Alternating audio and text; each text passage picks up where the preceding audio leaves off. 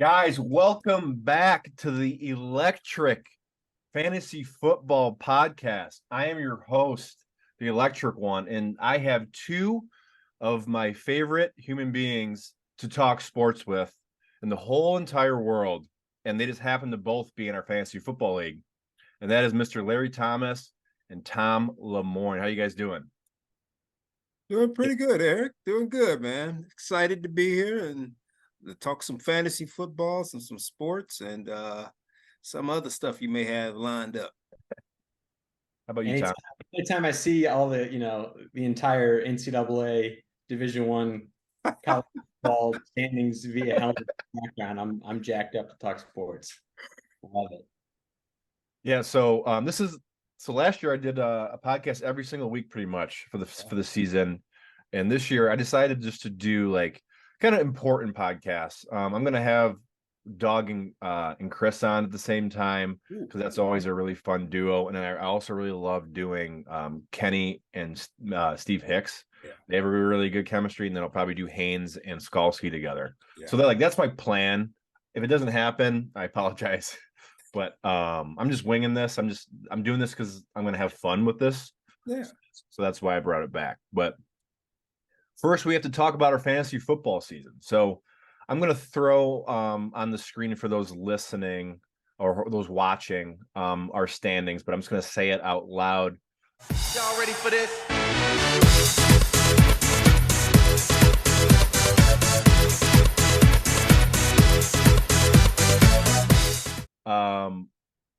So we are 9 games into the season, and right now all three of us will be in the playoffs. So top 6 teams make the playoffs. Kenny is in first place, and he lets me know it every single week that he's in first place. He just jumped in the first, but he texted me on Tuesday morning with a screenshot like I'm not the commissioner of the league or anything. And then we have Al in second at 6-3, and then Chris McKella at 6-3. How do you guys feel about a guy that's in first place that auto drafted? Like, does that rub you the wrong way? Because it kind of rubs me the wrong way, just because it's like, wow, we actually like tried to draft our teams and he didn't, and now he's in first. You guys have any opinions on that? To me, it's a microcosm of what fantasy football is, which is the fantasy sport that is the most luck based, and that's not to downgrade. Don't get me wrong. I say that knowing that your team, Eric, is legitimately dominant, and we'll get to that. But like, first of all, head to head is fluky. So yeah, he may be in first place, but we know who the best team in the league is. It's you by like a significant margin. You're maybe the most dominant team, and I'm not trying to curse you here, but you're maybe the most dominant team we've seen in a couple years in this. But I think him being in first place again just shows how fluky head to head can be, especially in fantasy football, where like, one Tyreek, not to go back to your team, but one 50-point week from Tyreek Hill can totally swing a game, and you can lose. You can also lose a game 150 to 149 to be the second highest score in the league, and get the L. So I don't know. I think that it did rub me the wrong way. I was a little stunned to see him up there. It's like, wait a minute, what? So he jumped up at first place because Al was up there for several weeks, and I was like, okay, is he gonna run away with the league? So it was interesting to see him up there, but it's just how fantasy football works. Like we was talking about before the podcast, is just anything can happen, and he could just like jump up there and be in first place. I beat him in the first time we played this season, and I was like, okay, got away with that one, and then I tied you. But I mean, anybody can just at any particular time just turn it around. Like we talking to this podcast. I mean, by the time you do Hicks and I can be completely different. Because yeah, I'm lucky, to be honest, to be in this thing, because my team, I wish I had more running back production, because that's killing me right now. Yeah. By the way, thanks for Breece Hall. Yeah, I didn't want to say anything because I just want to act like I drafted him, but I didn't. I know, man. I more than a few claims in on that waiver pickup. I think I had a couple too. I do have to ask a question. With you being a commissioner, man, with the waivers, I mean, I know me and Hicks had not a run in, but we had we wanted A-Chain from Miami before he got hurt. Yeah. And how often do you get? It's not that we get to dispute; it is what it is. But how oftentimes do you get where you see the waiver wire over a guy or a particular player that line up, or is that really, crowded? Yes. So honestly, before you text me or message me that, like asking about why Hicks got him, I didn't even know I could go in and see like who else tried to get people. Like that's how much I don't like go on like ESPN.com on my computer. Like I just pretty much do it on the app. But yeah, it was just because Hicks had a worse record, which that's something we can vote on for next year. If people prefer like, because I do that to get people in last to like not to be at the bottom. I see people that have 0 wins in leagues. I'm like, how is that possible? So like I do it so it's like people that are at the bottom can get the best waiver wire. But strategically, if this was like what we could do is like it carries over every week. So if Tom didn't make a waiver claim for 4 weeks, he's number 1 in waivers. Okay. So and then when a top guy goes down and then their backup has game, Tom would get him. So it's like that's something I think we're going to vote on because we are going to do a live draft next year and do all that. But it's that's definitely a good thing. That's a good thing to vote on. But besides that, that's the first time in this league that anyone's ever like asked me about the waivers. So we'll finish up the standings, and then 4, 5, 6 goes. I'm in 4th. Larry's in 5th. We were both 5, 3, and 1 because we tied. I'm also changing that next year. I'm doing a decimals, whatever you call it. Like so, there's gonna be no ties. I don't want to tie in fantasy football. I don't know why I didn't change that from last year because I think there was like 2 ties last year. Okay. And then number 6 we have Tom. You're in 6th at 5 and 4. It's funny. I'm in 4th, Tom, and you're in 6th, and we have the 2 top points. That's fantasy football. Listen, I just want to say, points tell the real story. Okay. Yeah, I know. I was gonna say ball don't lie, but actually points do lie because you could be top in points and miss the playoffs and the way fantasy football works. But I'm just saying, points are the real metric. That's true. And then 7th is Haynes. Haynes is having a lot better year. He had an off year last year. Seems like he's been more active with his team. And then 8, 9, 10. The bottom feeders currently. Hicks is in 8th. Doug with a huge win over me last week is in 9th. And then Skalski, man, he's having a rough one. He's having a rough one. Skalski's at the bottom, but anything can happen. I mean, for Skalski, he only has a 1% chance to make the playoffs, so that's a bummer. I don't like seeing that. And then Doug has a 3% chance to make the playoffs. But anything can happen. I would say there's for sure 8 of us that can still make the playoffs. So it's going to come down to the wire. Let's just go quickly into we'll just talk about all 3 of our teams real quick.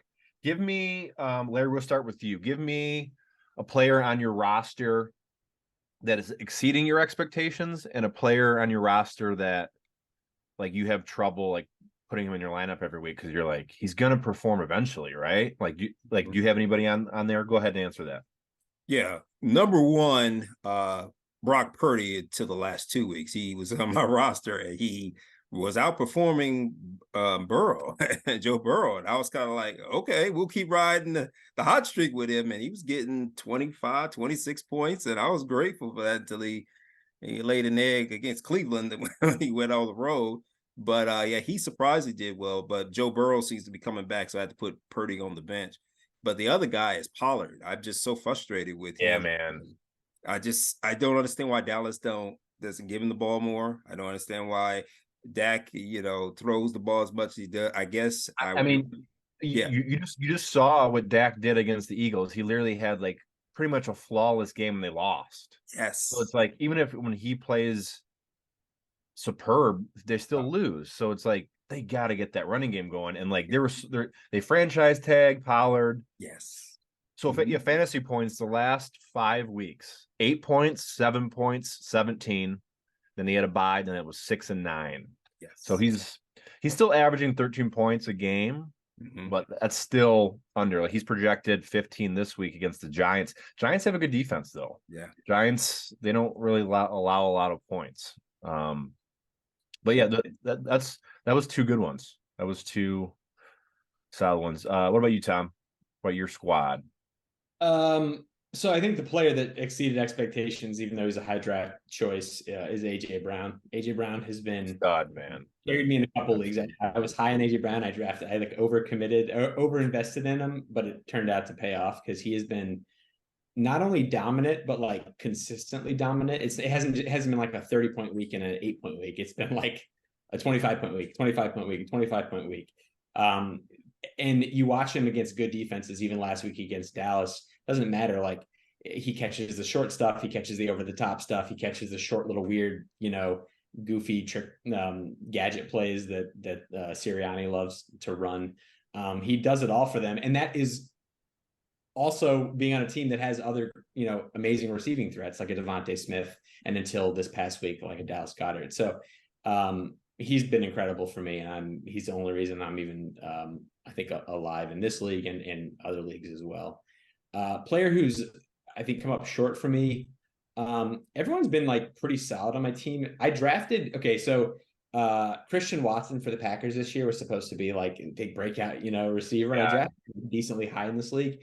And he was hurt for the first couple of weeks and he's still nicked up now. But like the fact is, even when he's on the field, he's done nothing. Part of that is like Jordan Love's not that good. The Packers offense not that good. Actually, that's being kind. Actually, the Packers offense is frankly Jordan Love is just never mind. I'll go no. Yeah. So that's all to say that like I haven't dropped him yet, but every week I want to drop him. But I'm like, what if he blows up? If he doesn't blow up soon, he's off the old squad. So I have him in another league too, and I don't think I've started him one time. I can't. What about you, Eric? What's your two players? For me, I was gonna go Tyreek just because Tom did that route because Tyreek's like he's awesome, but I'm gonna go Alvin Kamara, and the reason I'm gonna go Kamara is so many people passed on him because of the suspension, and they have Jamal Williams. They signed Jamal Williams, right? So you're just assuming like, okay, Kamara's gonna come back and kind of be like a Darren Sproles, like just catch the ball in the backfield. No, that guy's a horse. The guy's a workhorse. He's always on the field. It hurt me last week because they decided to have Hill just run the offense, and when that happens, it's Kamara's not going to get the ball much because Hills is going to run it. But he's been solid for me. He's averaging 20 points a game, so that's really helpful. I'm going to say the one that's not performed is a guy who I actually threw in a future bet before the season that he was going to lead the league in rushing, and that's Dameon Pierce. I just I'm really high on him. He's been hurt, and like CJ Stroud's out of nowhere is an MVP candidate. So it's like it's not going to be Dameon Pierce's year. I hope like next year they because I think I started him week 1 because I have K9 and Kamara. K9's that's another story too for another day. I don't want to talk about him, but yeah, I would say Dameon Pierce just because I drafted him high, and I for sure thought him and K9 were my two running backs, but it's been Kamara and K9, and then Breece Hall. I have him too. I have him too. I would do predictions for the season, but like Tom's not going to pick himself, and then Larry's going to pick himself, and then I'll probably pick myself, but.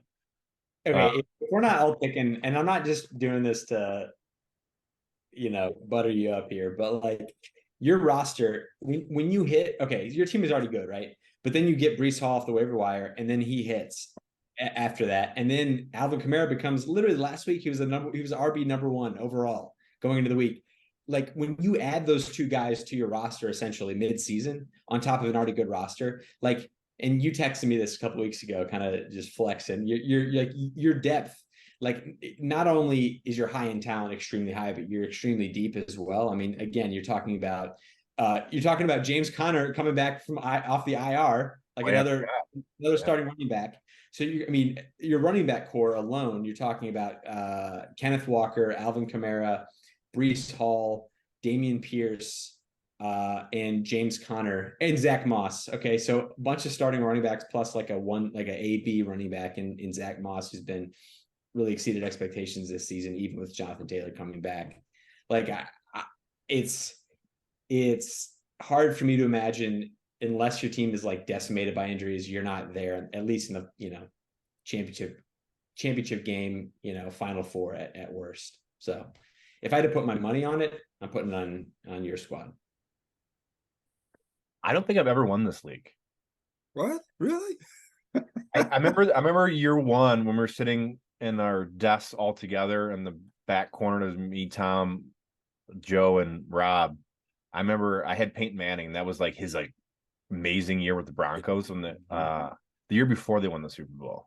Or was it 2 years before? Anyways, yeah, it was year before, because it was the year that they broke. They're the only team to score I can't remember what the point total was, but they're like the greatest offense of all time. So yeah, they're scoring 40 points a game, and he was throwing 5 touchdowns. I thought it was a lock, but I lost. Was that the year you went to when you lost to? That might have been the year. That was the Vernon Davis year. I believe. Yeah. Yeah, that was the day. That's probably the worst beat I've ever seen. Yeah. Is there anything you guys want to talk about fantasy wise before we move on? I think we covered it. Is that like we're not going to do matchups this week and stuff because no one knows that's besides who's in the league. I think we did a good job covering what our league's doing and who's on our teams. So I want to get into some good stuff, and I'm starting off hot. All right. Tom, you go first. What is going to happen to Michigan? Let's get your predictions, because Michigan just did a 10-page whatever to the Big Ten. Will Harbaugh get suspended, and will he get suspended this year? Because you already know he's going to the NFL next year. He's done. Okay, that was going to be my hot take. Was like, it doesn't matter because he'll be going. But you're right. If you're talking this year exclusively, they have to suspend him for the playoffs. They have to. Yeah. So I mean, here's the thing. I think apparently the Big Ten is now taking it very seriously, and I think they're going to come. I think they're going to lay the hammer will be laid. And my only thing is, and this is where I don't really have a hot take, because I don't know legally, like, if Michigan appeals this, and that, can they get some sort of like injunction or whatever to like push it out? Yeah, delay the suspension. In which case it won't matter because Harbaugh will be gone next year, and then they'll do the NCAA or the Big Ten will probably do what they normally do in these circumstances, which is then penalize the players later who are stuck with the program. Take their wins away and shit. Yeah, it's just outrageous and always stupid, because you should never penalize the players for what coaches are doing, in my opinion. But and this is coming from a Michigan State fan who, like, yes, I'd love to see the program just get the kiss of death. Yeah, we should make a claim. We're all 3 Spartans. So I'm trying to come at this objectively and just saying that, like, I think it's going to be a very serious suspension probably for the rest of the year or something like that, or at least like to the end of the regular season. I don't know, but it, like, I feel like we need a lawyer in the room to know what they can legally do and what and what is within the purview of like the law versus like the jurisdiction of just like the NCAA, Big Ten. Yeah, it's not like they're going to court for this. It's just like NCAA. So I don't know. Also, has anyone ever just told the NCAA no? Michigan has. When you pressing you, I wonder like what's the enforcement mechanism of the NCAA? Like, I don't even.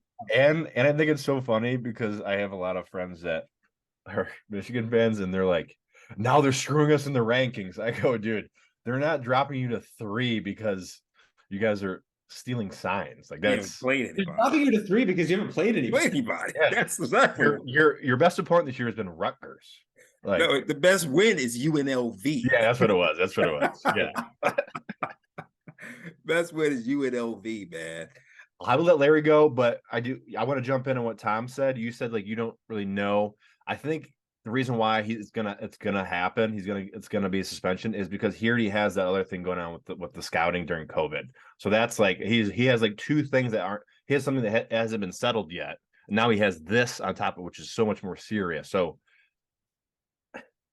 if I'm Big Ten, I suspend him the rest of the year, including playoffs. But I think they're only going to suspend him for the rest of the season. But they only have 3 games left. But you want to know why they don't? And if they do that, like, so first of all, the Big Ten, the Big Ten want Michigan. They want a fully stocked Michigan. The brand is so good for the Big Ten. They want to see Harbaugh on the sidelines some come college football playoff time. So like it's like, I hate that the Big Ten is even involved with this, because the Big Ten is like, we know what they actually want. Like, come on, let's not kid ourselves here. So it should be NCAA versus Michigan. Get the Big Ten out of this business. But anyway, Larry. LT? Well, to pick up what you said, Eric, it's like, do I think that what will happen this season? Yes, I do think he will be suspended. I think that's what the coaches want, the ADs want, and the presidents want. Hey, the commissioner works for all of them, so they have to do that. I think he will be suspended. The question is how long. I keep hearing 2 games, and if it's 2 games, I'm going to be pissed, because to be honest with you, that's not more than about a slap on the wrist. I would like to see him be suspended for the remainder of the season, including postseason. I also would like to see Michigan's games be vacated. The games they won all the way back from 2021 to last week against Purdue. And I also would probably... I'm going to go. If that happens, as a state fan, will you consider those wins? I don't consider, like, if they were to take those those wins away from Michigan against Michigan State, would you consider like a win for Michigan State? No. As a fan? Okay, good. I wouldn't. Sorry. We got our butts kicked thoroughly, so it really doesn't matter in that situation. I could not take that as a win. No. Also, vacating wins is a joke, and I think and here's why. Because we saw it happen on the football field. I don't care. I know they still says we saw but the result was, you can't tell me that, like, you can't tell me Reggie Bush didn't win a Heisman Trophy, because I saw him win a Heisman Trophy. You can't tell me Reggie, but like you can't erase what actually happened. In the commercials. But the thing is not so. I agree with you, Tom, in terms of it. We saw it happen, but in this case, you're vacating. I hate it when they did for Reggie Bush, because it was based off of some stuff that you can do now. So it basically means it was meaningless to do it. But in this situation, Michigan has pretty much been proven to cheat here, and the wins they got was due to the scandal. And my viewpoint, because of the scandal, those wins should be taken away and should not count toward their record. Even the college football playoffs, the Big Ten championships, the games they were in and they won, they shouldn't be involved in it. Plus, I think if Petiti does do this and he does come forth and give a punishment, he has to be harsh. He can't come and be soft with a 2-game suspension, a fine. That's nothing. You're going to need to really come at them hard, because since this is an unprecedented situation, you're going to need to set an example so that other teams won't do this again. Because I guarantee you, I'm willing to bet that Michigan is not the only one that has done this. Yeah. The only one that has got caught. So the only thing is, if I'm the Big Ten commissioner, I'm coming harsh, and I want him suspended for the remainder of the season, including postseason, vacate wins, and I would even confiscate game plans that they have for Penn State, Maryland, and Ohio State. And I tell them, start over, and see it. Give me your playbook. Give me your. I don't care, because the point is that look, I would give me your USB drive now. I would cripple them, man, because this thing is because just like when you think about what the Patriots did it when they won their games with the Spygate, taking photos and formations, and even the Astros when they stole signals using the specialized equipment from the dugout to catch signs when during championships. I'm sorry, but the Astros thing is so much worse than this Michigan thing. Like, yeah, it is. No question about that. And they got off, and Altuve's hit like 19 home runs in the postseason somehow. So it's like, I don't know. Do you guys see the video that's going around of like this unnamed man against Michigan State? He's wearing the Central Michigan hat. He's like he's on Central Michigan sidelines, and he's like, Stallions. Stallions all the way on the right there. You see him with the hat and the dark glasses. After Central beat Northern last night, CMU head coach Jim McElwain not happy about the sign stealing situation. He promised CMU would get to the bottom of it all. The Stallions gate. It's got a Stallions. Oh, like he's like looking like he's literally just in the background, like.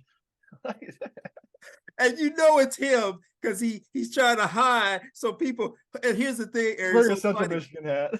He got sunglasses on, and it's a night game. Why are you wearing sunglasses? It's a night game, man. That doesn't make any sense. I will say that was at peak. That was the beginning of the season when like the Coach Prime phenomenon was at its peak. So maybe he was just from Night Sunglasses book. I don't know. All right, last question, just a quick answer. Did Harbaugh know about this? Yes. Yes, he did know. You're the head coach. You obviously every week your game plan. He knew of it. He knew something was going on. And I believe it was one of those. I know something. I don't know what you're doing, but I have to have plausible deniability. So he knew, like, again, he knew something was happening. He just did not want to know any of the details. That's what his son is on the staff. He's like boys with the guy. Yeah. Like, and that's what I was gonna say. Your son knows the guy, and you're not talking to your dad about the guy. I really don't know if that clears your name or not. You knew. So what's going on? All right, now we're gonna turn the tide here and talk about from this podcast last year, one of our favorite, I guess you can call them celebrities.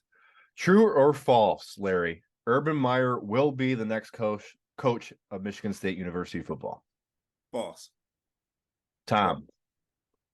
God help us. False. I'm saying true. Really? Okay.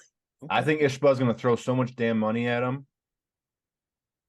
He's going to take it. I agree. I would agree with you. He's being really weird about it. He's a weird guy to begin with.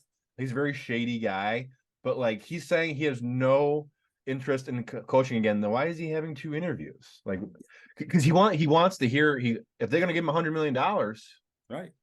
How much does Nick Saban make? Why do we have to give him that much money? I think he'd be lucky. He'd be lucky to have this job. He's he's one of those toxic individuals in college sports. No one should talk about control, and yet here we are talking about throwing hundreds of millions of dollars to him. Oh, I hate it so much. I hate it so much. The only reason that Nick Saban makes $10 million a year. Nick Saban makes 10? Yeah. So he probably wants to come in and be the highest paid coach. What was Tucker's deal then? Why do we have like 9.5? His was $9.5 million a year. And he had one winning season. And it because I mean it's easy to say that now because he's not the coach, but one. And I told even when they offered him the money, I said, don't give it to him. I said, don't give it to him. Let's see. Wasn't it last year, Tom, on this podcast? Larry said to fire Tucker. Yeah, I gotta say, Larry, and at the time we were like, "What are you talking about, man?" But I didn't know a scandal was coming his way.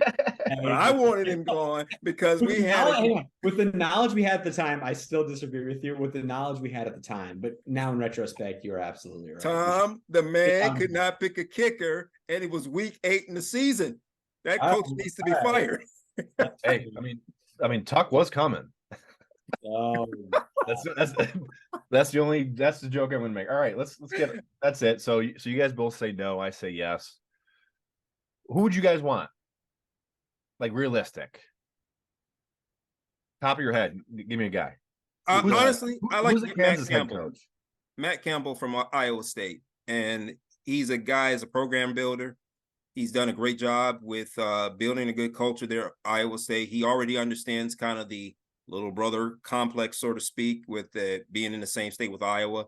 I think he'd be a good fit here at Michigan State because he's a builder. And hey, you look at the quarterbacks he's put together and the program he's built. He has great defense, good running backs.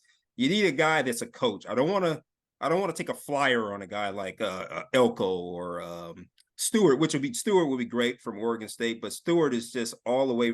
He ain't never been past Montana on this side. So you want a guy that's really familiar with the Big Ten or really familiar with this area. I think he would be a great fit if you picked up Campbell. That's who I would pick. That's who I would pursue, and I think it'd be a good fit for Michigan State. Okay, you think Elko is a flyer? You think Elko be taking a flyer? Elko is, to me, Campbell's been solid, but I think Campbell has shown now that he's been there a few years that his offense is like, hey, if you don't get me wrong, he would fit in with the Big Ten where we have literally like 9 of the 10 worst offenses in college football. He would fit right in, like good, great, solid defense and an offense that averages 16 points a game. I would not way prefer because I do like Campbell, but I would absolutely prefer an Elko who is smart enough to bring in He's a defensive guy who brings in a good offensive mind. Duke has shown with a healthy Riley Leonard to be excellent on both sides of the ball. Okay. Very true. I mean, what he's done at Duke the past 2 seasons, Duke we're talking about is unbelievable, which gets me to my next guy. And this is a guy that the moment Tuck got fired, before Tuck got fired, Eric actually texted me with this guy's name, Lance Leipold from Kansas. Okay. What Lance Leipold has done at Kansas with that explosive offense at Kansas, with beating Oklahoma at Kansas, and Mike Elko has done at Duke. We're talking about college basketball blue bloods here. It's incredible. And I think either coach would be lucky to have him. That's what I think. So those are my 2 guys. I mean, Elko, I think the only thing is I want to see more from him though, from Duke. I mean, Leopold, I agree with. I like him. If Michigan State went out and got him, I would be happy with him as well. Like I said, I want a coach and a program builder, a guy that really comes in, because Leopold was at Buffalo, then he went here to Kansas, and people thought he was nuts taking that job. But it requires Mac head coaching experience. That's what I'm hearing. To come here, it would be nice to see him come here to be able to do it, but to do that, the key thing is I think the key thing here for whoever I know Eric's going to put in his puts here, but whoever they bring in, it's kind of where Michigan State is right now. You got the boosters who they want, who are pushing Urban Meyer. And then you got the administration says, we want a good, clean, wholesome coach with no drama. That's who they want. So who wins out? That's the key thing. And Larry, that's where I agree with you. I want somebody, at this point, for reputation's sake, even if it's an 8-5 guy a year guy with that ceiling, I'd rather have that over a guy who could blow up the program even further, a program that's already just in tatters in terms of reputation. And that's Urban Meyer. Urban Meyer is the biggest either like boom or bust guy. We can't have boom or bust right now. But the only thing with Urban Meyer I'm concerned about is not his past and the toxicity of who he is. The only thing I'm worried about is, does he still have the same fire and desire to be a coach? That's what I question, because I think this TV Urban guy I'm seeing is not who I want to be my coach. I want the guy who coached at Bowling Green, that coached at Utah, that coached at Florida, and then eventually at Ohio State. That's with the energy that you want. That's what you're going to need for your program. If you get him at Michigan State, then I'll change my answer. But if you give me TV Urban, you can forget it. I don't want TV Urban. Listen, knows the Big Ten very well.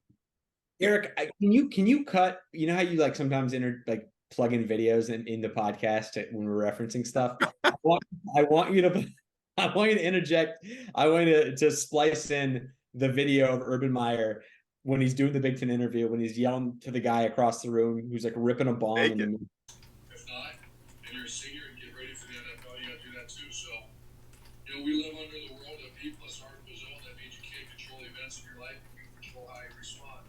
Respond positively, move forward. Yeah, so what would be, as a coach, give us a sense of kind of what that next step is? I know you talk a ton about the response. You talk a ton about the psychology of cocaine is a hell of a drug. I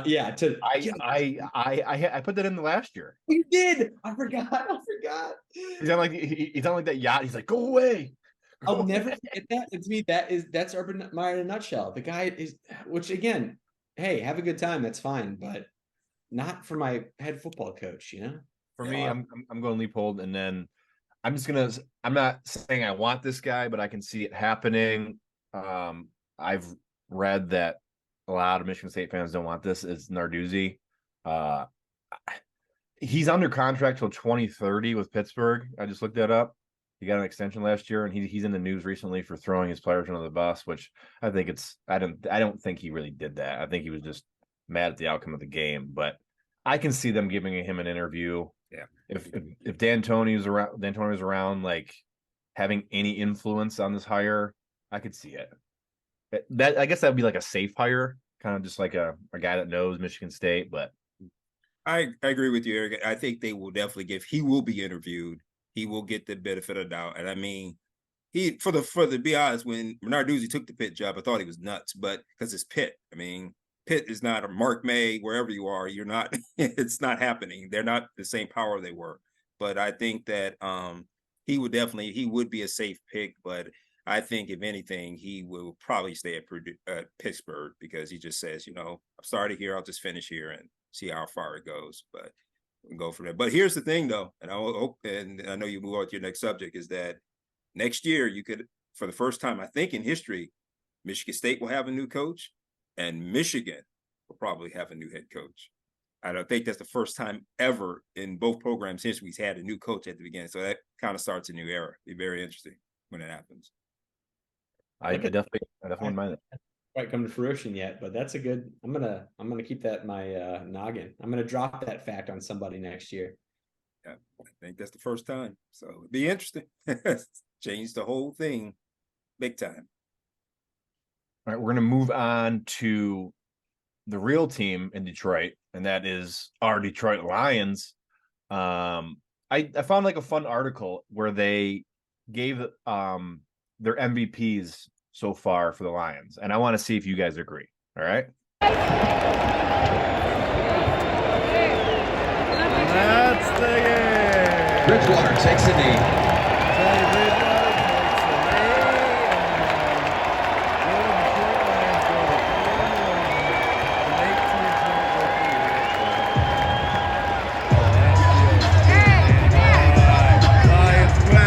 Lions win. Woo! So I'm just gonna read off who they have, and you guys agree. Let's see if you guys agree. For MVP, they have Jared Goff. Thoughts on that? Do you think it's Goff? Do you think it's St. Brown? Do you think it's just the whole defense? I'm going to say it's the defense. That's been the biggest impact for me because that defense is really good. I mean, being led by, a former Wolverine, you got to cry. I thought they were nuts for drafting him, but I thought with him coming in and he's so good, man. I'm a huge Hutch guy, man. you got to tip your hat to him. The kid is good, and he really has inspired them on that line. And I mean, their defense, the way they stop teams and they get the stops they need and cripple. I mean, the way they beat the Raiders the other night was just laughable. I was laughing at it. Cost people their job after the game because people were so pissed. So McDaniel's his job after the game. I think the defense is by far the MVP. Tom, what's your opinion? Yeah, it's tough because to me, like what Goff has done in protecting the ball when he really needs to on third down conversions. He's incredible staying in the pocket and completing some of those third downs. He's really been such a steady hand for a team who I think he's obviously lacked that in the past.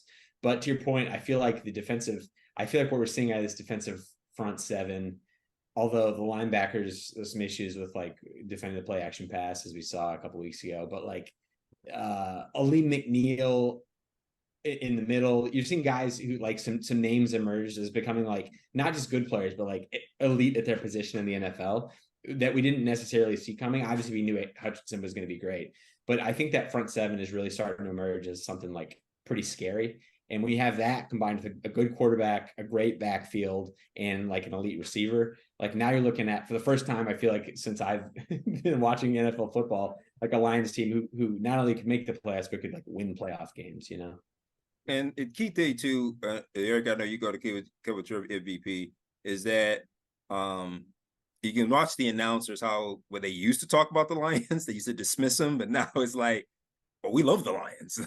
That defense and that offense looks really, really good, especially the way Gibbs ran the other night against the Raiders, just tore up everything. Because without a doubt, the offensive coordinator should also be mentioned for the MVP as well. The way he has kept things going, hung around just to see what they could do. I'm gonna agree with the article. I mean, I got him on. It's the first Lions quarterback jersey I've ever purchased. So that tells you I never bought a Stafford jersey. Was never a Stafford guy. I definitely wasn't a Jared Goff guy when we traded for him. I felt like it was kind of just like, here, have him. Like, we don't want him anymore. We'll take Stafford. But I mean, you got to pay this guy next year. We don't. Hooker's not going to be the answer next year. We got to at least 3 more years is what I think they're going to give Goff. But there's still half season to play, so we'll see. Moving on to offensive player of the year so far, they have St. Brown. I'm guessing we're all gonna agree there. I mean, the guy's the backbone of our, like, he's literally everything about our offense. He doesn't drop balls. He plays even when he's sick. He's been injured, but I think he would have played that game if we weren't playing the Panthers. I was at that game. No reason for him to play that game. My only argument, I mean, would probably be Gibbs. Just because he's gonna be so good. Like, he's so explosive. We saw what he can do. We're getting Montgomery back this week, so we'll see how they decide to do the share in the backfield. But if you can keep that Thunder and Lightning together for the 3 years, man, you just can't. You just can't give up. You can't give up on him. You can't do like the Swift thing. Like, good for Swift playing good with the Eagles. Like, that's good for him, but they have to use them both correctly and both play them both. They can't just give the ball to Montgomery because he's having a good game. They still got to get Gibbs involved. But I'm going to agree with St. Brown. What about you, Tom? Yeah, I mean, I'd probably say St. Brown, although and Gibbs has been great. Sam Laporta has been honestly a revelation. Like, and I think part of the reason Goff has been so successful is because Sam Laporta's been successful. Like, is Sam Laporta in Rookie of the Year talk, do you think? He should be. Should be. I mean, the guy catches everything. The guy has an uncanny ability to just get open. And you know what I hate most? I still hate the Lions. I hated the Lions draft at the time. And I hate that I have to accept that, like, they actually nailed a couple of these guys, because, like, Gibbs and Laporta. Brendan Hawkinson and drafting. I'm still standing by that Jack Campbell was a poor pick. They should not have drafted Jack Campbell. And he is getting shredded. He is getting shredded on play action passes to the point where they have to take him off the field. But, like, I'm not going to sit here. I refuse to accept that was a good pick. They reached on him. They reached on him because they just love Iowa draft picks for some reason. But Laporta has been great. There's no denying it. And I think as long as Laporta and Gibbs keep playing like this, dude, the sky is the absolute limit for this offense. But St. Brown is, I mean, he's incredible. So I'm with you. If I'm the Lions, I just give St. Brown, like, hey, how many years do you plan on playing? We'll just here's the guy. You're for life. You're staying here for life. Like, well, what about you, Larry? Yeah, I agree. St. Brown, without a doubt, man. I mean, the whole Lions office has been great, but he's been the guy that really has been the highlight and inspired the other receivers, man, to really they either get in there, be decoys, and they throw a heck of a block to get him open to be able to score. So, I mean, he's definitely been. I mean, when he came into the league, and because remember he was at USC and everything, I was just kind of like, okay. I know your dad is, but you know, who are you? But he's definitely making his name for himself. He catches every ball, works hard. You show his hard work really plays off, and he's inspired the team, man. And I'm happy. I'm happy that we finally got the since Calvin Johnson. I mean, really a name receiver that people are talking about, and for the first time since Calvin, I think. I mean, I hate saying this because so many announcers say it, but he fits the city so well. He's got the hardworking mentality, but it's like, but he embraces that shit. Like, and he's so, like, with the fans too, like watching him do like the crying thing to like the Chiefs fan, or like the guy was flicking him off. And he's just like blowing the guy a kiss. Like, I love that. Like, I love, like, instead of just walking by and just acting like that guy is not flicking you off. Come on, show some emotion, but just don't do it. Yeah. But I definitely think St. Brown's defense, they have Hutch as the defensive player of the year so far. I'll go first on this one. Is he having the sack numbers that I thought he was going to have this year? No. But is he on the field for pretty much every single play and is just gassed after every single play and stays out there and just constantly pressuring the quarterback, constantly getting double teamed, and it's freeing up other guys like Anzalone's just like, if you're double teaming Hutch, Anzalone when he's blitzing just gets right in there. Who's the really big defensive tackle? McNeil. He's just busting through because he's not getting double teamed. Akwara is performing now. So I think I'm gonna give it to Hutch, but I think there could be a few others. Let's go with Larry. What do you got? I was going to agree with Hutchinson also, because I think he's again, he's just inspired their defense, man. And from what I've seen, is just like, because of him, I mean, he was a nice addition, and when they put it together, he definitely has surprised me. He's just even last year and then this year, he just continues to do well. I mean, the TV loves him too. His family's the family stands, all of that, and cheering team jerseys on, mom watching, and always showing his mom and sister. Just classic like Fox thing to do. There's mom again, and keep panning, just panning to the two blondes in the stands that are. But, yeah. But he's inspired. I think he just brings in a good energy, man. That's the key thing. We haven't had, man. Since McDomick and Sue that had a kind of impact like that, and on the line. I mean, they got a double because he becoming boy, and he still gets like you say, he getting the sack numbers, but he's definitely getting the impact numbers that you really wanted to have where free for other people to be able to make sacks and get in and from the other D line and also the linebackers. But yeah, I would agree with you, Hutchinson. What about you, Tom? Brian Branch? No. I mean, Hutchinson he grades out extremely high. He's been incredible. And to your point about the sacks, like it's almost like remember 2 years ago when like Max Crosby, I don't even remember this, but Max Crosby for the Raiders, he had I think he led the league in pressures, but his sack total was he just wasn't getting home, but he was disrupting more than anyone. And then the next year the sacks came, and now this year the sacks are crazy for Max Crosby. I feel like it's sort of a similar thing with Hutchinson. The only thing I'll say, he'll be a Lion too. I feel like but I feel like you gave Hutchinson credit for Lee McNeil, and I just want to say that Lee McNeil is turning into legitimately one of the elite defensive tackles in football, and I don't think that's just because of Hutchinson on the end. I think 350 pounds. He is his own disrupting force in the middle. So I just want to point that out too. That if I were to give it to somebody else, I might consider Lee McNeil, who's been incredible for them. So. I'll read off what else they have. We're not going to get into it. Lions offensive rookie of the year. They have Sam Laporta. I would agree with that. Gibbs would be close behind. Defensive player of the year, Brian Branch. They said Jack Campbell has an argument for this spot, but it's hard to ignore what Branch has done. But we'll ignore that. And then Lions comeback player of the year, who is a player that I really like, and I'm glad he got his starting spot back because of an injury, but Tracy Walker. I think Tracy Walker fits the team really well, and he's been here since 2021. So I'm cool with all the rest of the three of those. But before we move on real quick, we were talking about St. Brown. It's so weird to me, guys like St. Brown, who was drafted the 4th or 5th round and was immediately good, right? And Stephon Diggs a few years back, who's drafted in the 5th round, immediately good, immediately dominant.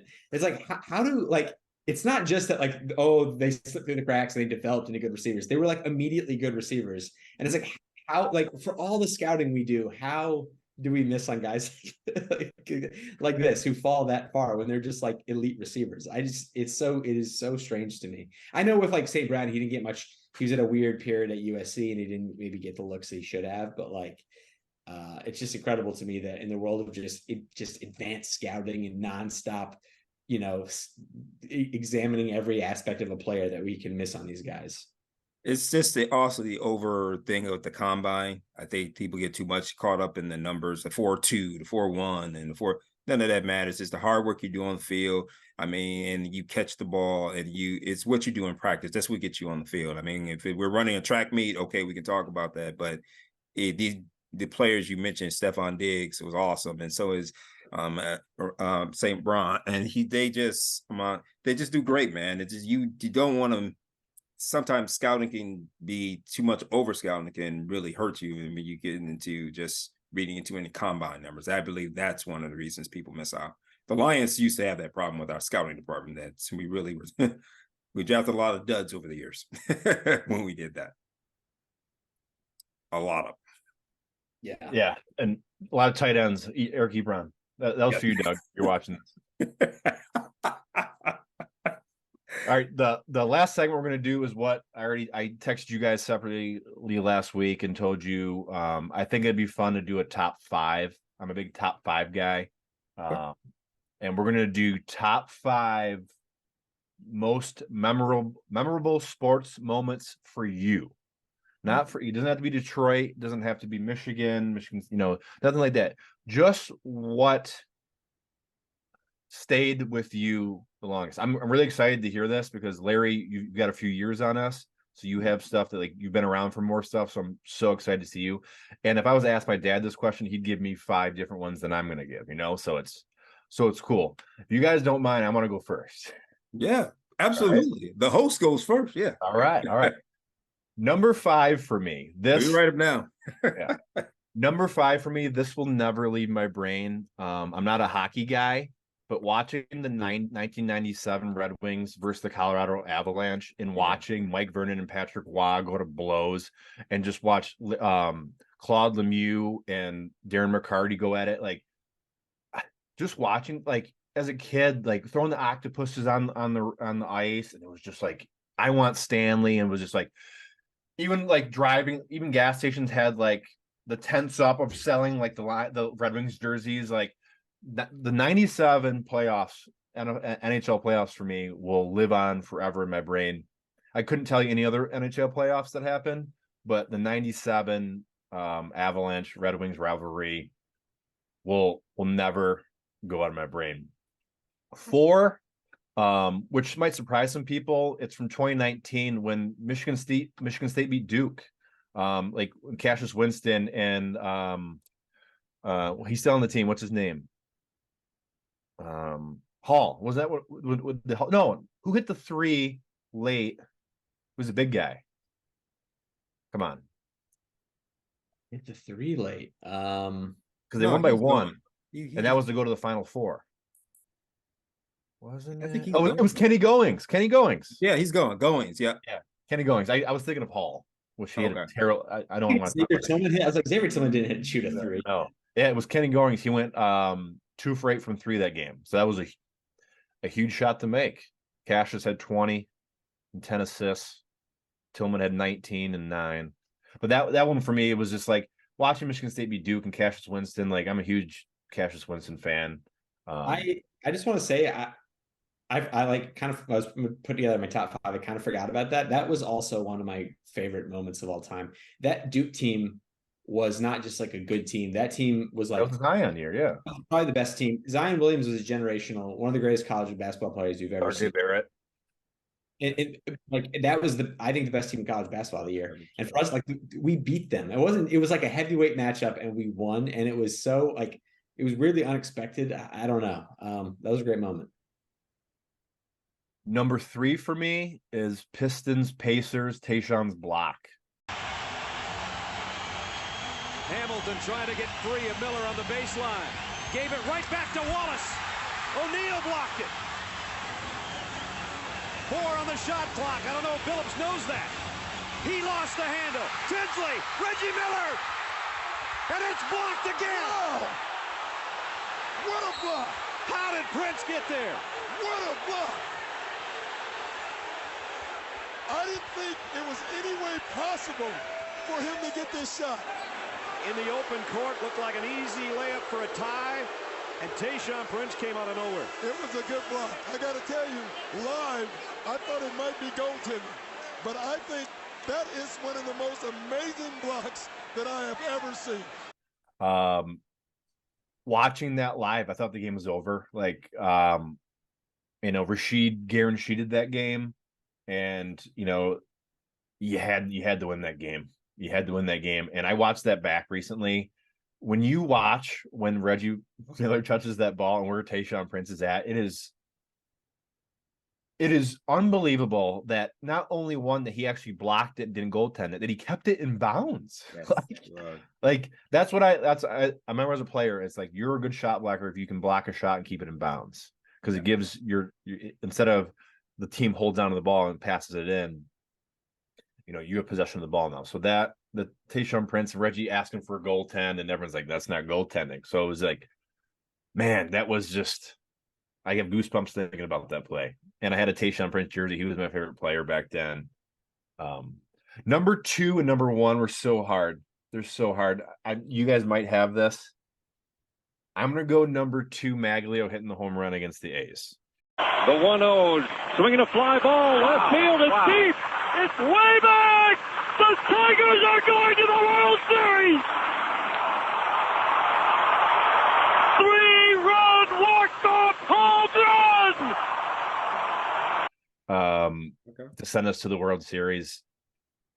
Dude, I know we were up 3-0, but he hits that and he just puts his hands up like this, and a sold out Comerica Park. Polanco's jumping, with his headgear on and shit. Like that was just incredible. And I asked my dad the other day, I go, "Do you remember where you were?" He goes, "I'll always remember where I was when you hit that. I was just got off a flight.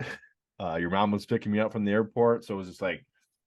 And I was at home watching it with my friends, so that was fun. And number one for me is the 2004 NBA championship.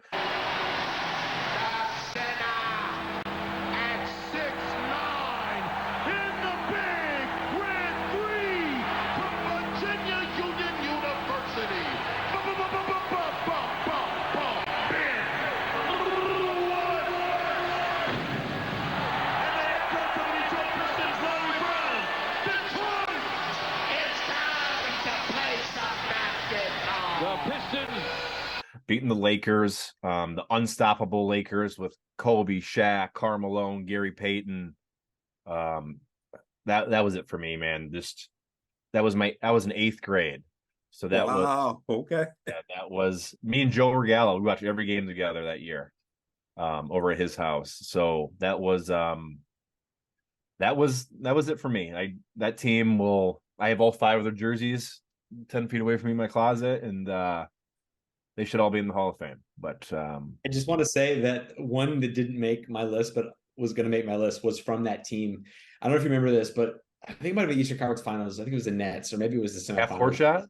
Half-court shot. I was at that game. Really? At that game. And they lost the game. They lost to the Nets. Was it triple overtime? But yeah, something like that. Yeah. But like, to be there with the freaking Thundersticks and aiming at that shot, unbelievable moment. Didn't make my top 5 because they lost the game, but incredible. That team was awesome. All right, Tom, then take the floor. Oh, I struggle with this mightily. But I'm glad you mentioned that. Like, it's like not just top 5 moments like in Detroit, Michigan sports, but like me personally. So a lot of these are Michigan State, of course, but I'll get to my number 1, which is a very bizarre one. But so I would say number 5. Number 5, this is the only tie I'm going to give. Okay, it's the only tie I'm going to give. But number 5 is a tie between MSU over Michigan. Not the punt game, because that game I experienced in a weird way. Like, I feel like I missed out on. I wasn't with anybody, which bums me out. So that's not my top 5.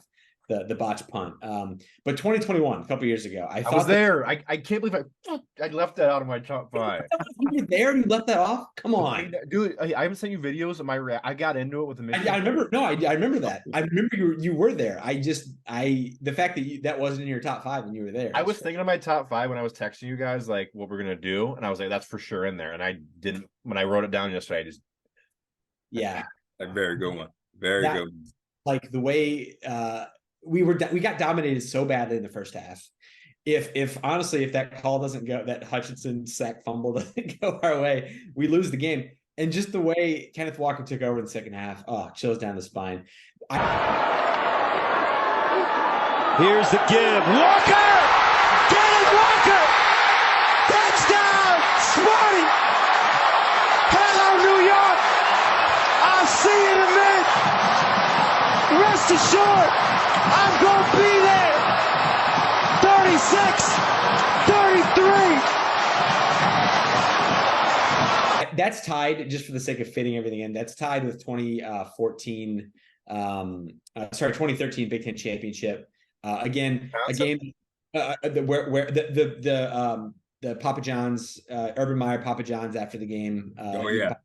Big Ten championship. That game, we dominated them. And Gus was on the call, and like with each like 60-yard touchdown run, I was like, what is happening? How are we this good? And of course, we went to the Rose Bowl. It's like the greatest year of Michigan State football history. But because I wasn't in college at the time, I don't know. I just experienced it in a way that it doesn't go beyond 5 for me, even though it's probably a top 3 all-time moment in Michigan State history. Okay, number 4, Michigan State versus Maryland, round 2, 2009 NCAA tournament against Maryland. Corey Lucius hits a buzzer beater. Okay. And I remember going absolutely bonkers over the win. And it's like, well, we went to the Final Four that year. Well, why wouldn't the Elite 8 game be in there? Well, that game sent us to the Sweet 16, where we knew at the time that we weren't going to have to play. If you were, I could remember this, but Kansas was the 1 seed. We weren't going to play Kansas because Ali Farouk Manesh for Northern Iowa beat them on that crazy upset. So we were going to play Northern Iowa. So we knew our path was there for the Final Four. Sure enough, we went. Great moment. Number 3 is sorry, that was 5, 4, 3. Yeah, number 3. I'm gonna have to go with Little Giants game that I was at. Little Giants, Notre Dame, Michigan State over Notre Dame 2010. This is going to be a 46-yard field goal attempt to try to send it to a second overtime. Conroy, it's a fake. Bates is going to throw. Touchdown! Michigan State wins it in overtime. The call of the year. Aaron Bates to Charlie Gant. We all know the play. Amazing. To be there live was just awesome. Number 2, Michigan State over UConn 2009 Final Four in Detroit. Another game I was at. Yes. I was at behind the basket. Yes. Darrell Summers pogo sticks. Oh, amazing moment. Met Bill Self at that game. Kansas was not in the Final Four, but I just met him walking around. Kind of nice. He's a nice guy. And then number 1, this is bizarre, but this is the reason that I love college basketball is because in 5th grade, my teacher, Mr. M, he wheeled in a TV at recess during the NCAA tournament. He was a big fan. And he's like, hey, anybody who doesn't want to go outside can stay in and watch the NCAA tournament. And he turns on the TV, and it's in the middle of double overtime, St. Bonaventure versus Kentucky, 12 seed St. Bonaventure, 5 seed Kentucky. And I was like totally captivated. I was in 5th grade.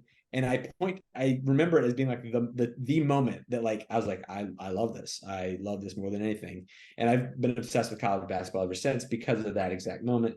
Weird one, I know, but that's my number 1. So I'll kick it to Larry. That's not weird at all, because that's something that like it's number 1 for you. Like that your 5th grade, that probably changed the way you felt about like college basketball. Like I'll literally never forget it. And honestly, I might be a different person today if that moment didn't happen. Exactly. So. And I also want to throw in the other 4 you said. I can tell you exactly where I was at when all 4 of those were. So like those are imprinted into me too. It's just there's so many. All right, LT, take it away. Yeah, I mean, y'all brought up some great ones. I remember exactly where I was at, especially on the one where when Corey Lucius made that shot. And if you go back and watch the replay, Draymond had to duck because the ball was coming right at him. And then he caught it, and then he made it. And when he made it, I was running around the house, boy, cheering, screaming, boy. But yeah, that was some great moments. My top 5 are some of them, y'all, I don't know if you were born, but we'll see in a minute. So I'll start at number 5. The Detroit Lions, 1991 playoff win against you would. And the reason I remember that is because it was just beautiful. 38-6. We beat them 38, the Cowboys, 38-6. Legendary players, Emmitt Smith on the team, Troy Aikman, who was benched, didn't play, by the way. Steve Berline started. Then you had Michael Irvin, who was pissed because he wasn't getting the ball enough. The Lions just was beating him with players like Willie Green, Herman Moore, Mike Farr, and Barry Sanders makes the memorable run down the field and scores a touchdown. 38-6 at the Silverdome. Silverdome was rocking. The Lions, I think, were undefeated all year. Didn't lose a home game that year. So very special moment, man. Awesome. Wow, that's incredible. I'm looking at the box score right now. I'm trying to find. So Troy Aikman did play. Yeah, he came the second half after Berline. 11 for 16. He didn't start. Yeah, Eric Kramer for the Lions, 341 yards and 3 touchdowns. Whoa, Barry only had 70 yards. Yeah, but the one, if you get a chance to watch the replay on YouTube, check and see how the Cowboys buried him, but they thought they stopped him. Then Barry just took off and ran. Scored a touchdown. Yeah, I'm deep in this box score. I'm gonna watch this whole game on YouTube. Willie Green, 115 receiving yards and 2 catches. Yeah. Wow. They were good. Mike Farr, a shout out. I actually went to high school with his son. Yeah. Mel Farr used to have car dealerships. That was his son who made the play. He was in my homeroom, and wow, okay. we basketball tournament together. That's fun fact. All right, number 4.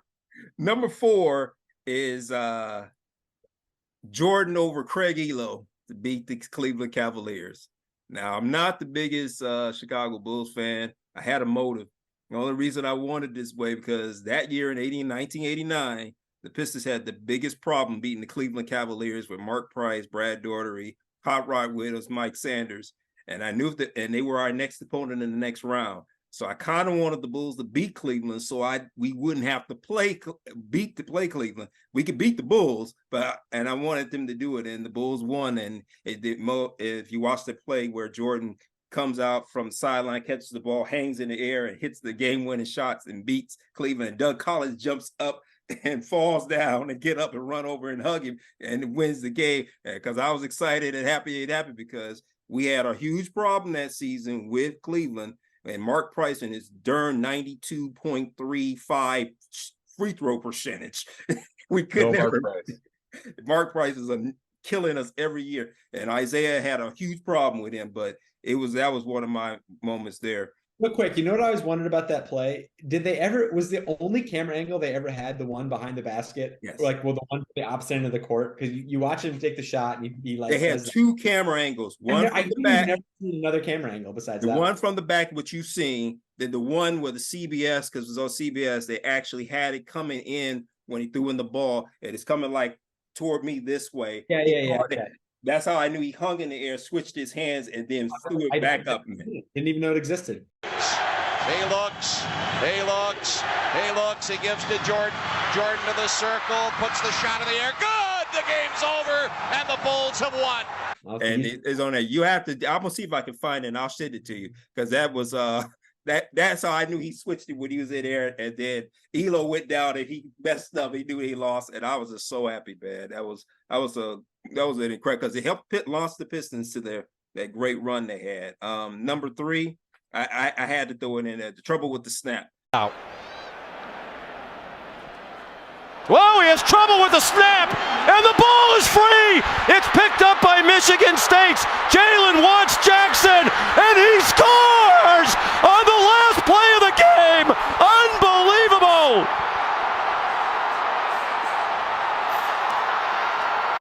Back in 2015, and the reason I picked that play because all week long I kept hearing that Michigan was going to win. ESPN wanted them to win. The Detroit News wanted them to win. The Detroit Free Press wanted them to win. The Ann Arbor News, of course, wanted them to win. Everybody wanted them to win. Game Day, Fox, all of them wanted them to win. And it pissed off Mark D'Antonio. He's just like, okay, y'all, we're going to win this game. And they beat them, boy. And then if you ever go back and watch the replay, when it happens and after Jalen Watts Jackson scores, listen to the broadcast because it's 90 seconds of total silence. Nobody says anything. And then all you hear after the 90 seconds is Michigan State fight song. It's beautiful. It's wonderful. It's one of the greatest things in Spartan history, man. You got to go back. I would love to relive that the next Monday at Gale, because we were all at Gale then. Because like right now, I can't tell you what happened that day, but like I would love to like walk in there and be like, go talk to fans. I worked at the University of Michigan at the time, so. Oh wow, that's right. I worked at 5 Gale already. Yeah. You did. Oh, that's a bummer. Then that wouldn't be my. I had very nice colleagues, but a couple of them were big Michigan fans. I don't even remember that day. I probably just kept my head down. I mean, look, let's be honest. we lost the game. We lost the game, but then we won the game. So that was a good thing, man. It's a beautiful day, and Michigan fans was pissed for like 2 weeks. It still bothered them because they had the thing that hurt them is that they had a bye week after that game. So after 2 weeks, they had to watch the same highlight over and over. It was beautiful. Number 2 was the Detroit Pistons winning the NBA championship in 1989. That was my first Detroit championship. I know the Tigers won it in 84, but I was younger then, and my mom wouldn't let me stay up and watch the World Series. So I didn't get a chance to really enjoy that at all. I heard they won, and my mom said, "Hey, they won." I'm like, "Yeah, I didn't see it. Okay, thanks."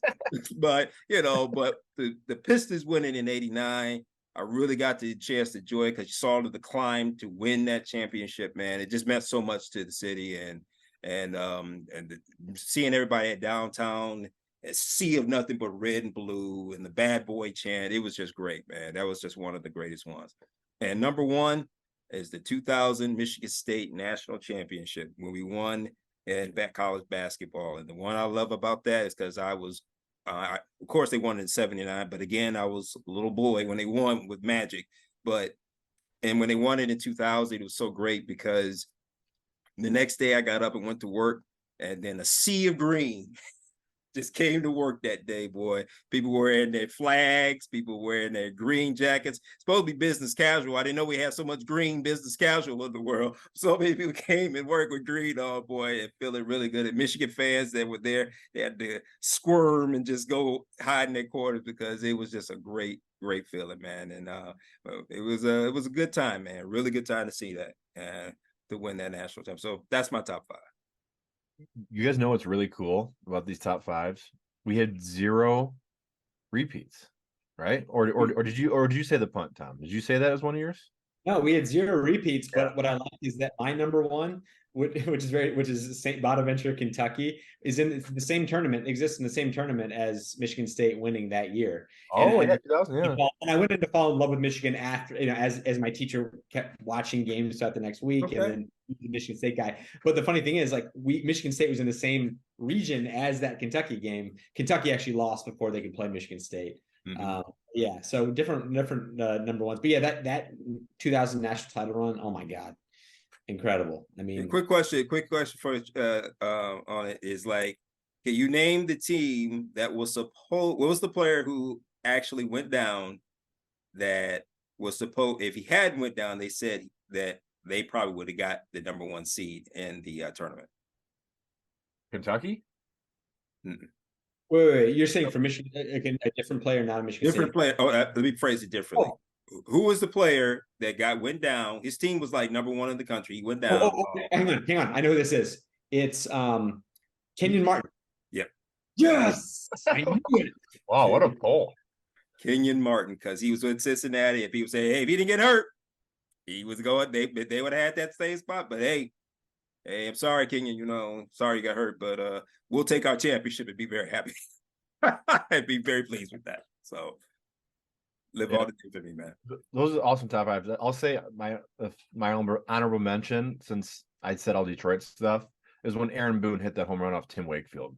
Because I was a Yankees fan. Like, I loved the Yankees because I played on the Yankees, like my little league team. So I thought, like, on side with that. Yeah, like it was like the 14th inning or something. It was way late on like a Tuesday or Monday night, and Aaron Boone hits that and just. Dude, that is one of the worst moments of mine, because I was growing up. I loved the Red Sox. I went to Red Sox. You're a Wakefield fan, for sure. Rest in peace. I went to Fenway a couple times as a kid. That was horrible. I stayed up late with my brother. I remember exactly where I was when Aaron Boone hit that damn home run. But then the next year, Dave Roberts steals second base. Oh, what? The Red Sox have a shot to at least get one game in the series, and then we know what happened after that. Yeah. For sure. The Cardinals World Series champs. Yeah, Boone home run. God, you were a Yankees fan? Come on, man. I was a pretty big diehard, and then I was a Marlins fan when like Miggy was there. Okay, like cool. It was like Miggy, Paul LaDuca. No, that was Josh Beckett. Yeah, Paul LaDuca. That was after Pudge, and then Damien, Luis Castillo, Mike Lowell. Yep. In what Juan Encarnacion, ex Tiger, was in right. That's right. Juan Pierre, one of the fastest guys, was in center, and then Miggy was in left. Wow. Miguel Cabrera playing left field. Can't even imagine. I remember it, but it's kind of like, man, Miggy been around for a while, man. In the rotation, they had Dontrell when he was like incredible, Josh Beckett when he was incredible, and they also had Burnett. Johnson? No, that was later. Josh Johnson was later. They had Al Leiter. Oh yeah, why did they have Al Leiter? That's right. I just pulled their whole roster out of my head, and that's pretty incredible. That is incredible. Those are on your head. That's incredible, dude. It is great, man. Because you were. I feel old now because Al Leiter's kids / nephews are like mid-career pitchers, and they're like seasoned vets. Yeah, it's impressive. All right, guys. Well, that was awesome. I kept you guys way later. Do you guys have like 2 more minutes? We'll do a quick the quick trivia. Just to quick college trivia. Take 2 minutes. All right. First to 3 wins. Yeah, Larry's gonna get. I'm not. Tom is the current champ. Yeah, he killed me the last time. I'm gonna have to see if I can take revenge this time. Brain's not working. It's gonna be like current players. I'm gonna do all NFL. I'm gonna keep it easy, and they're all gonna be like popular players. All right. Number 1, Alvin Kamara. Tennessee. Hey, that's right. Is it right? That's right. Yeah, that's correct. Alvin Kamara. Tennessee. You have to look it up. Yep, he's right. Yeah, He went to 3 colleges. He went to Hutchinson Community College, then he went to Alabama, then he went to Tennessee. Okay. 1-0 Tom. Mm-hmm. Zach Moss. Oh, BYU. No. Is that right? No, it could be right. He didn't go to BYU, did he? Nah, maybe not. Nope, it's wrong. Larry, you get a chance to steal. Dang, I had it right in my head too. Dang, I got caught on the wrong thing. I can't get hints. No, don't give me a hint. I ain't got much time for me to think about it. I'm gonna go off the top of my head. What I think of the same for.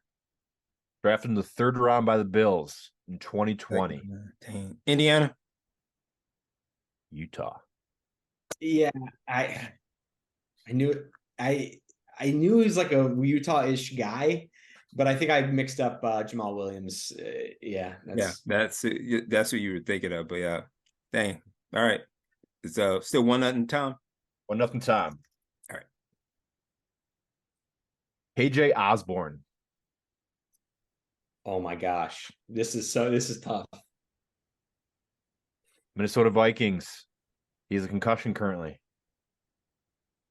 He was born in 1997.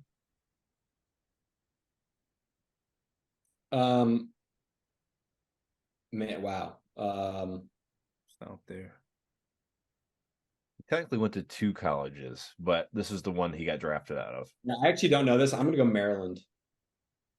Got any guesses? I love how I'm stumping you guys. You are stumping me, man. I'm stumped on him. I don't know who. You don't have a guess? AJ Osborne? He ain't go. Dang, you can't tell me that. Minnesota. So he went to Miami and then he transferred to Buffalo. So I was playing off him, the Buffalo. Actually, Bulls. Looks like he went to Buffalo and then went to Miami for 1 year, right? Well, whatever. I got it wrong, but you guys both got it right. right. Yeah, I don't remember him at all. Miami or Buffalo. So I'm not doing good here. All right. Next up, Jahan Dotson. Penn State. Yeah, that's right. Tom. That's Come on, right. Larry. Come on, man. Yeah. Get killed, man. He's clear the buzzer on that one.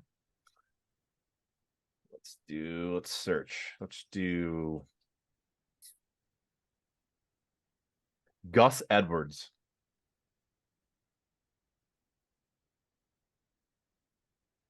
Gus Edwards. Ooh, this is a fun one. I'm gonna go USC. No. Wrong. Oh. Cal. Big Ten team Rutgers. He played at Rutgers? We're getting killed here. We're getting smoked. Yeah, the champion is Eric because he coming up with the ones that people know. I haven't got one yet. Ooh, this one's good. Rashad White. Oh, for the guy with the face with Tampa Bay. He went to a lot of schools, but this is where he got drafted from.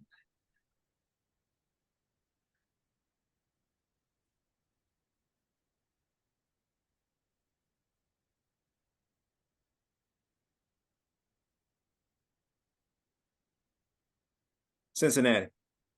No. Darn it.